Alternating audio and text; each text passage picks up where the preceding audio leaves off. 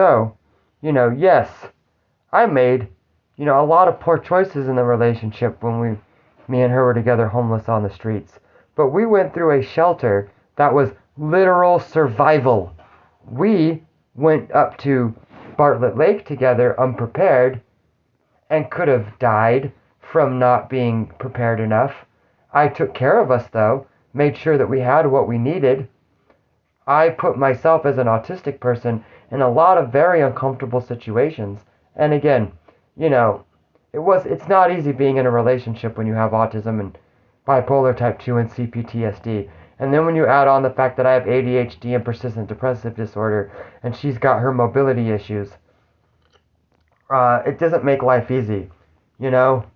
And so you have to think about that, we also went through the potential of being put in federal prison, like I said in my Day 52 video, because the law enforcement for the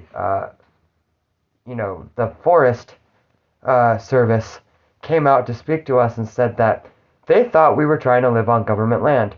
No, we were just two people homeless that decided to go camping because it was free. It would get us out of the city for a while to work on our mental health, and it allowed us the ability to,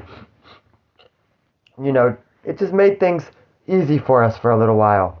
And then we also went through knife threats, her being assaulted, me being assaulted, us almost getting run over by a car. It was actually a pickup truck, but it doesn't matter. And then, it does matter actually. Pickup trucks are much bigger, honestly. And then went through the death of Pico together, went through a lot of people trying to, cause problems for us, a stalker, we went through a lot of things together that we should not have ever had to go through. We got told that we were going to be put into rapid rehousing. Never happened. We got into a place and we're living there for a few months thinking we're finally off the streets. Nope.